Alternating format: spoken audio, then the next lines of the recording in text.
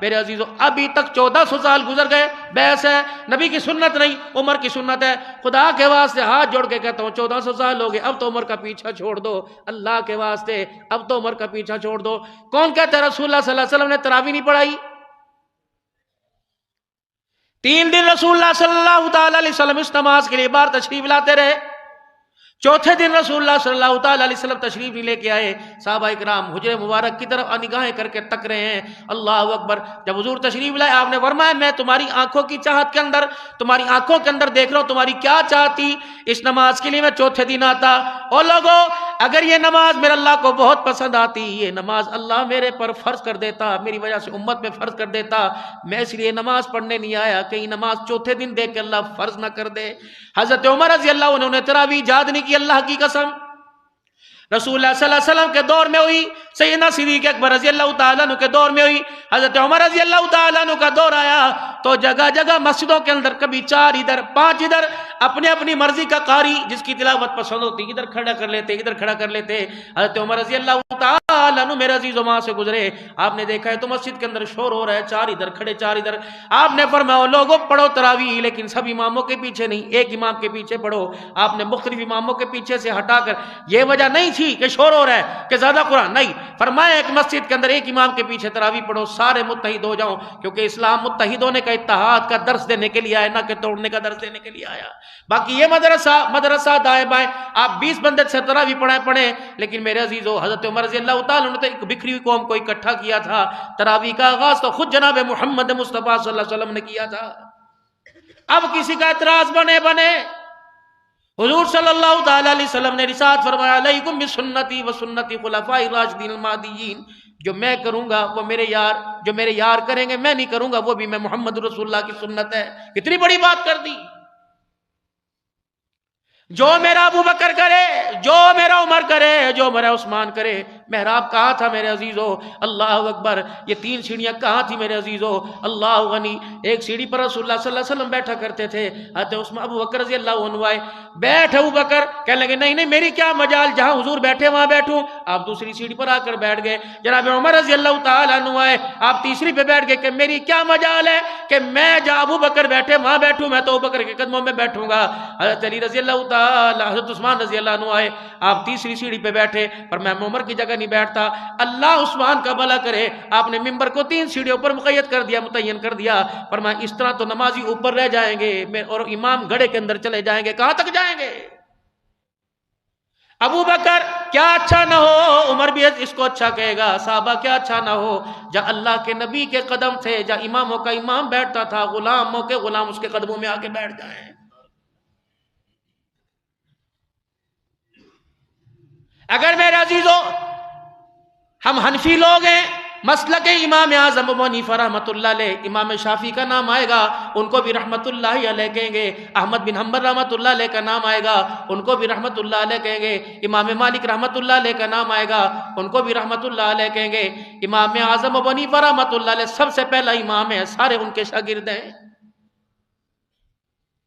جس دن یہ وقت کے امام دنیا سے رخصت ہوا اس دن یہ دوسرے امام، اس دن ان کی ولادت ہوئی تھی، صحابہ کی زیارت اللہ اکبر ان سے ہوئی، یہ بہت بڑے امام ہیں۔ ہر مسئلہ، یہ 1000 روپے کا نوٹ ہے، اللہ جس نے دیا اس کا بھلا کرے، اس کو بھی پتا، ان کو بھی پتا، ان کو سب کو پتا 1000 کا نوٹ ہے۔ 70 جید علماء کرام، 70 جید علماء کرام امام اعظم ابو حنیفہ رحمۃ اللہ علیہ ادھر بٹھا دیا کرتے تھے۔ پھر یہ 1000 کا نوٹ انہیں بھی پتا تھا، اندھے تو نہیں تھے، یہ 1000 کا نوٹ 70 علماء میں پھینکتے۔ تحقیق کرو یہ نوٹ واقعی 1000 کا؟ جب 70 علماء اس مور پر فتویٰ اس فتوے پہ مور لگاتے، پھر مسئلہ امام اعظم ابو حنیفہ رحمۃ اللہ علیہ امت کے سامنے پیش کرتے کہ یہ مسئلہ جید وقت کے 70 علماء کرام کی نگاہوں سے ہو کے آیا ہے، یہ کوئی مذاق نہیں ہے۔ لیکن آپ میرے عزیزوں موبائل کی دنیا میں جا کے دیکھیں، نفرت ہونی شروع ہوگی کہ نہیں آپ کو علماء کرام سے؟ ناچنے والی کا ناچ یوں کر کے دیکھتے ہیں، کوئی عالم دین جبہ کبہ پہن کے یوں کر کے اوپر کر دیتے ہیں کہ ہمارے لیے باعث شرم بات نہیں، ہم نے امت کو لڑایا امت کو جوڑا کوئی نہیں، اور جو فہم و تفہیم کا درس دینے والے تھے ان کو سننے کے لیے تیار کوئی نہیں۔ خدا ڈاکٹر اسرار رحمۃ اللہ علیہ کی قبر پہ کروڑوں رحمتیں فرمائے، اللہ عالم ایسا تھا، ڈاکٹر غلام مصطفیٰ صاحب رحمۃ اللہ علیہ اپنے اپنے وقت کے ولی تھے میرے عزیزو، جو امت کے سامنے ہمارے مفتی میرے عزیزو تقی عثمانی صاحب دامت و فیضہم، اللہ اکبر، پاکستان کے علماء مانے نہ مانے پوری دنیا کے مسلمان ان کو اپنا امام مان رہا ہے۔ مکے کی شورا کے اندر مفتی اعظم صاحب کا نام ہے۔ اگر وہاں کوئی مسئلہ درپیش ہو تو پاکستان کے علماء کرام کے سامنے رکھتے ہیں۔ بتاؤ دین کی گتھیاں سلجھانے والے ہو تم، تو حضور صلی اللہ علیہ وسلم کی سنت کو کھول کھول کر بیان کرنے والے ہو۔ بتاؤ رسول اللہ صلی اللہ علیہ وسلم نے مسئلہ کہاں بیان فرمایا تھا؟ جب مسجد نبوی کے اندر رسول اللہ صلی اللہ علیہ وسلم کے روضہ انور کی باری آئی، گنبد خضرا کی باری آئی، اور بخاری شریف کی حدیث ہے کہ قبر کے اوپر قبہ بنانا جائز کوئی نہیں۔ عرب کے علماء اکرام نے بخاری شریف کی حدیث علماء کے سامنے رکھی، اور اسی کو بنیاد بنا کر جنت البقیع کے اندر جتنے مزارات تھے ازواج مطہرات کے، نبی کی بنات کے، اصحاب رسول کے، تم نے انہیں نجدی کہنا شروع کر دیا۔ مسئلہ میرے سے سنو، پوری دنیا کے اندر بات جا رہی ہے، مسئلہ سمجھ آئے پھر اس بات کی تائید کرنا، ورنہ میرے عزیزوں کہہ دینا سارے دیوبندی کافر نے، سارے وہابی کافر نے۔ یقین کرو میرا سے باتیں کرنے کو دل نہیں کرتا، 16-17 سال ہو گئے آپ سے مخاطب ہوئے، لیکن الحمدللہ آپ دور دور سے سننے کے لیے آتے ہو، میری بات مانتے ہو، اور آپ میری بات کو فالو کرتے ہو، یقین کرتے ہو۔ میں بھی آپ کو میرا عزیزوں کبھی لڑواتا نہیں، اس ممبر کا تقاضا نہیں، میں کوئی بغیرتی کا لبادہ چھوڑ کے اوڑھ کے بیٹھا، میں میرا عزیزوں مدینے کا لباس پہن کے بیٹھا تو میرا مزاج بھی مدینے والا ہی بننا چاہیے، میری گفتگو بھی مدینے والی بننی چاہیے۔ ٹوٹے ہوئے لوگ آتے ہیں میں ان کو سمیٹوں، بکھرے آتے ہیں میں ان کو سمیٹوں، ٹوٹے آتے جوڑوں، روتے آتے ہیں میں ان کو ہنسا کے بھیجوں۔ میرے عزیزوں زخموں پہ زخم دینا ہمارا کام نہیں، بلکہ ہمارے اکابرین نے ہمیں زخموں کے اوپر مرہم پٹی کر ہمارا کام بتایا۔ حضرت گنگوہی رحمت اللہ علیہ کے سارے شاگرد تھے، مولوی الیاس رحمت اللہ علیہ، مفتی کفایت اللہ دہلوی رحمت اللہ علیہ، حضرت شیخ الہند رحمت اللہ علیہ، حضرت مولانا حسین احمد صاحب مدنی رحمت اللہ علیہ۔ الیاس جی تو نے تبلیغ کے کام کو سنبھالنا، تفسیر کے کام کو مدنی تو نے سنبھالنا، دہلوی تو نے فتوے کے کام کو سنبھالنا، یہ ساری کام کی ذمہ داری لگا دی۔ حضرت مولانا الیاس صاحب رحمۃ اللہ علیہ فرماتے ہیں میں مدینہ شریف چلا گیا، میں نے کہا میں اکیلا پوری امت کا بوجھ کیسے اٹھاؤں گا، میں وہاں کتنے دن استخارہ کرتا رہا۔ رسول اللہ صلی اللہ علیہ وسلم کی خواب میں بشارتیں ملتی رہیں کہ الیاس واقعی ہندوستان چلا جا، اللہ نے تیرے سے بہت اونچا کام لینا ہے۔ تبلیغ کا کام ان کے ذمہ لگا، اور میرے عزیزو جہاد کا کام جو تھا حضرت شیخ الہند رحمۃ اللہ علیہ کے ذمہ لگا۔ مالٹا کی جیل گواہ ہے، اسیر مالٹا کون تھا؟ شیخ الہند رحمت اللہ علیہ، حضرت محمود الحسن دیوبندی رحمت اللہ علیہ تھا۔ یہ نام نہاد کے مسلمان اس وقت کہاں تھے؟ انگریزوں کے ساتھ ٹکر لینے والا کون تھا؟ کہاں ہے محافظ ضامن شہید رحمت اللہ علیہ؟ اللہ اکبر، جس کے سینے میں انگریز کی گولی لگی 24 گھنٹے اس کے لبوں پر رسول اللہ صلی اللہ علیہ وسلم پر درود شریف ہوتا تھا۔ جب اسے گولی لگی تو آخری وقت ہے، لوگ کلمہ ایمان قرآن زیادہ پڑھتے ہیں، آخری وقت کے اندر انہوں نے درود شریف پڑھنا چھوڑ دیا۔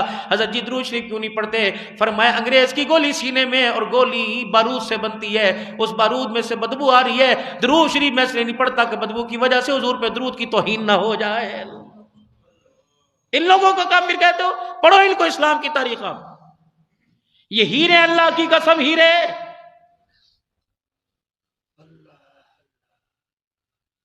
میں کہاں سے لاؤں؟ مولانا قاسم نانوتوی رحمت اللہ علیہ اور رشید احمد گنگوئی، 1857 کی جنگ آزادی شاملی کا میدان ہے، انگریز نے یوں بندوق اٹھائی اور مولانا قاسم نانوتوی رحمت اللہ علیہ کے یہاں گولی مار دی، اتنی تیز سے گولی اندر گئی، باہر نہ نکلی، اندھے ہو گئے، آنکھوں کی بینائی چلی گئی، وہیں بیٹھ گئے۔ حضرت گنگوہی نے آ کے پکڑ کے گود میں اٹھا لیا، فرمایا بتا کیا بات ہے قاسم نانوتوی؟ کا گولی لگ گئی، بینائی کم ہو گئی۔ فرمایا دنیا کی دوائی میرے پاس کوئی نہیں، میرے پاس کوئی گولی، کوئی انجیکشن نہیں تیری بینائی واپس لا سکوں، لیکن ایک وظیفہ میرے پاس ہے، ایک عمل میرے پاس ہے۔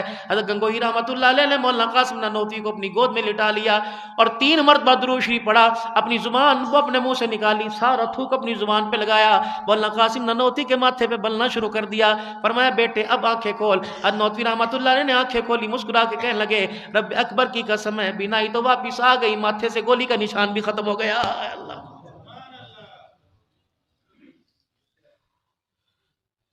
علی گڑھ کالج کے طالب علموں نے جب مذاق اڑایا تھا حضرت قاسم نانوتوی رحمۃ اللہ علیہ کا، اللہ اکبر، فرمایا تھا یہ مولوی بڑا پھرتا ہے، ہم نے ایک جنازہ لے کے آئیں گے، ایک نوجوان کو سکھایا کہ تجھے کفن کے اندر لپیٹ دیں گے اور جنازہ رکھیں گے، ہم حضرت کی خانقاہ میں حضرت کی خدمت میں جائیں گے اور کہیں گے حضرت جی ہمارا ایک شاگرد ہمارا طالب علم ساتھی فوت ہو گیا، ہماری خواہش ہے جنازہ آپ پڑھاؤ۔ حضرت جب چیخ لائے، پھر آپ نے یوں کر کے کفن کی طرف دیکھا، مسکرائے، فرمایا بھائی پکا فیصلہ کر لو جنازہ پڑھا دوں کہ نہ پڑھاؤں؟ انہوں نے کہا نہیں جی حضرت پڑھاؤ۔ کہا پھر فیصلہ کرو جنازہ پڑھاؤ کہ نہ، بعد میں نہ کہنا۔ کہا جی پھر فیصلہ کرو۔ جب 3-4 مرتبہ پکا ان سے وعدہ لے لیا، فرمایا تم نیت کرو، تم صفے سیدھی کرو، نیت باندھو جنازہ پڑھاؤں گا۔ اللہ اکبر کہہ کے جنازہ پڑھایا۔ میرے عزیزوں پیچھے سے شاگردوں نے شیشی یا دف بجائی یا تالی بجائی کہ اٹھ جا، اس کا مذاق اڑا۔ آپ نے السلام علیکم ورحمۃ اللہ، السلام علیکم ورحمۃ اللہ، اپنا جوتا جھاڑا، پاؤں میں پہرا، کہ میں نے کہا تھا نا میں جنازہ پڑھاؤں نہ پڑھاؤں، اب یہ قیامت کی صبح اٹھے گا، آج کے بعد یہ کبھی نہیں اٹھے گا۔ اللہ، دلی کے لوگ آ گئے، حضرت یہ ایک دہریے نے خدائی دعویٰ کر دیا۔ آپ نے فرمایا کیا ہوا؟ کہ دلی کے چوک کے اندر چھلانگ مارتا ہے، اوپر ڈائی مارتا ہے، زمین کے اندر گھس جاتا ہے، یہاں گھستا ہے وہاں نکلتا ہے، لوگ اسے سجدہ کر رہے ہیں، پیشانی ٹیک رہے ہیں، لوگ اس کے آگے ہاتھ جوڑ رہے ہیں، اللہ کو بھول گئے، رسول اللہ صلی اللہ علیہ وسلم کو بھول گئے، مسلمان جو ہے ان کا ایمان ڈگمگا رہا ہے۔ آپ نے اپنی جوتی پہنی، سیدھے چلے گئے۔ خدا کی قسم یہ صحیح معنوں میں عاشق رسول تھے۔ آگرے کا غصہ ہندوستان والوں کو پتہ ہے، آگرے کا غصہ بڑا مشہور تھا، لوگ آگرے کے غصے کی بڑی قدر، جوتے کی قدر کیا کرتے۔ حضرت رحمت اللہ علیہ کے پاس آگرے کا غصہ آیا، حضرت 300 میل سے آپ کے پاس لے کے آیا، حضرت نے ظاہر ہو قطار رونا شروع کر دیا، فرمایا بھائی کسی اور کو پہنا لے، میں نہیں پہنوں گا، تیرے غصے کو سر پہ تو رکھوں گا لیکن پاؤں میں نہیں پہنوں گا۔ اس نے کہا حضرت کیا؟ فرمایا جو گنبد خضرا کا رنگ ہے وہی رنگ تیرے غصے کے تلے میں ہے، جو رنگ حضور کے روزے پہ چڑھا میں پیروں میں پہنوں، کہیں حضور کے روزے کی توہین نہ ہو جائے۔ جس کے جسم میں چڑیا جتنی جان نہیں، ناراض نہ ہونا، پھر میں پیار محبت سے کہوں گا، وہی نہ کابرین کے اوپر میرے عزیزوں انگلیاں اٹھاتا ہے جن کی آنکھ میں، اللہ اکبر۔ میرے عزیزوں انور شاہ کشمیری یا مولانا اشرف علی تھانوی رحمۃ اللہ علیہ کے بارے میں لکھا، جو آپ کے ہاتھ میں سٹک ہوا کرتی تھی، اس سٹک کو پکڑنے والے حصے کو محراب کی طرف کرتے، ایک دن نیچے لگنے والے حصے کو محراب کی طرف کر دیا، آپ اٹھ کے کھڑے ہو گئے، فرمایا بابو یہ سرا زمین پر آتا ہے، قبلے کی کہیں توہین نہ ہو جائے، اس کو سیدھا کر دے۔ حضرت انور شاہ کشمیری رحمۃ اللہ علیہ کو جس ہفتے رسول اللہ صلی اللہ علیہ وسلم کی زیارت نہیں ہوا کرتی تھی، اس ہفتے آپ کو 10 جلاب لگ جایا کرتے تھے۔ جب آپ بار بار باتھ روم آتے جاتے تو آپ کے شاگرد دیکھ کے کہتے اس ہفتے انور شاہ کشمیری کو رسول اللہ کا دیدار نہیں ہوا ہے۔ کہاں سے لاؤں؟ مولانا قاسم نانوتوی رحمۃ اللہ علیہ۔ میرے عزیزوں میں کوئی اپنے کابرین کو تمہارے پہ تھوپنے نہیں آیا، آپ اپنی مرضی کرو، لیکن میرے عزیزوں کپڑے کے بارے میں قیاس رائی کرنے سے پہلے کپڑا دیکھتے ہو، کھانے کو دیکھتے ہو، فروٹ لینے سے پہلے فروٹ کو ہاتھ میں لے کے دیکھتے ہو۔ خبردار لوگوں کی انگلی کو اٹھتا دیکھ کر خود بھی انگلی نہ اٹھاؤ، پہلے اچھی طرح تحقیق کرو یہ کون لوگ تھے، من میں آئے سمجھ میں آئے تو ان کی اتباع کرو، ورنہ میرے عزیزوں لنا اعمالنا ولکم اعمالکم، تمہارے اعمال تمہارے ساتھ، ان کے اعمال ان کے ساتھ ہیں۔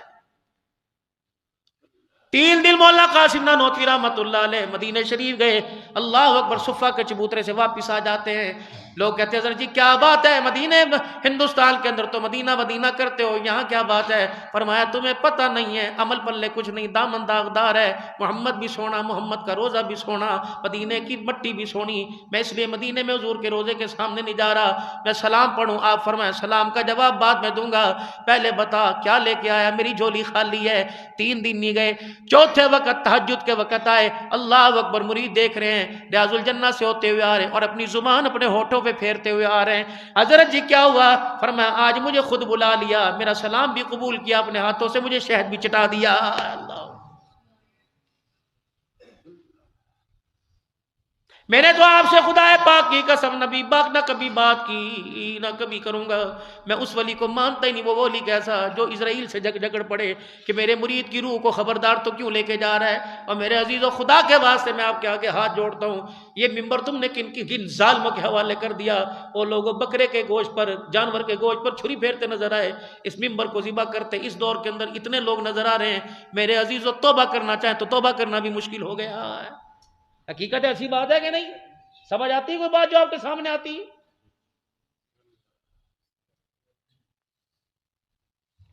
جو بھی کھڑا ہوتا ہے سرکار آ گئے، سرکار چلے گئے، سرکار خدا کے واسطے، خدا کے واسطے 70,000 فرشتہ لائنوں میں کھڑا ہوا ہے، اللہ اکبر، 70 دائیں کھڑا ہوا ہے، 70 بائیں، 70 آگے 70 پیچھے، جبرائیل سارے فرشتوں کا سردار، وہ بھی ہاتھ پیچھے جوڑ جوڑ کے جا رہا ہے۔ کون جا رہا ہے؟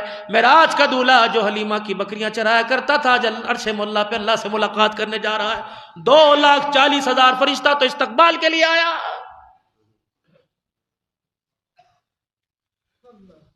سدرۃ المنتہا پر رک گئے، جبرائیل علیہ السلام کہ رسول اللہ کہ میں نہیں جا سکتا، میری طاقت یہاں، آپ کی طاقت وہاں، جہاں اللہ آپ کو بلا رہا ہے مجھے نہیں پتا۔ کعبہ کا حسینی اودنا، فرمایا جس طرح کمان کو موڑو، فرمایا جب تیر چلاتے ہو کمان کے دونوں کنارے جڑ جاتے ہیں، اللہ اپنے رسول کے اتنا قریب تھا۔ خبردار، اپنی گلیاں، اپنے بازار، اپنے ذیل، اپنے سکتوں کی ہواڑ منہ کی خبردار، اپنے منہ کی نسوار کی ہواڑ۔ میرے عزیزو ذرا صبر تو کیا کرو۔ کہاں وہ آمنہ کا لال ہے، سیدہ ام سلمہ دنیا سے چلی گئی، ہاتھ سے نبوت کی خوشبو نہ گئی۔ میرے عزیزو وہ کھجور کا تنا، اللہ اکبر۔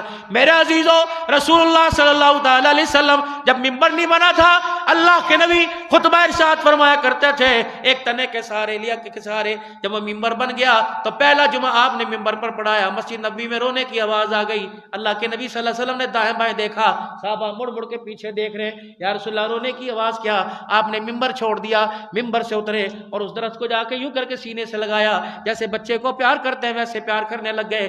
آپ نے فرمایا ممبر میری جدائی میں رونے لگ گیا تھا۔ پھر آپ نے ممبر سے فرمایا، آپ نے اس درخت سے فرمایا کیا اچھا نہ ہو میں تجھے جنت اور اپنے درمیان نہ کر لوں۔ آپ نے اس کے ٹکڑے کروائے اپنے ممبر اور اپنے گھجرے کے درمیان، ما بین بیتی و ممبری روضۃ من ریاض الجنہ، اس کے درمیان میرے عزیزو جو لکڑی کا تنا میرے عزیزو حضور سے محبت کرے وہ بھی جنت میں سو رہا ہے۔ تو پھر بتاؤ صدیق عمر کے بارے میں تمہارا کیا خیال ہے؟ لکڑی کا تنا، بے جان، سانس نہیں، منہ نہیں، ہاتھ نہیں، پیر نہیں، وہ جنت میں سو رہا ہے جس نے تن من سب کچھ قربان کر دیا۔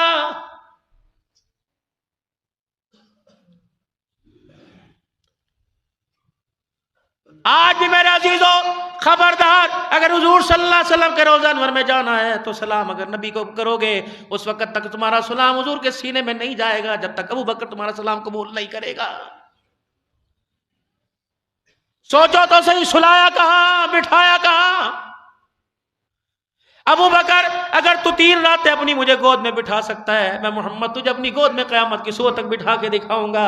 اللہ اکبر، جب تو نے مجھے گود میں بٹھایا تھا نظارہ کسی نے نہ کیا تھا، اب میں نے تجھے اپنی گود میں بٹھایا، قیامت تک آنے والے مسلمان اس گود کا نظارہ کرتے رہیں گے۔ کوئی معمولی بات ہے؟ پہلے سوچو پھر بولو۔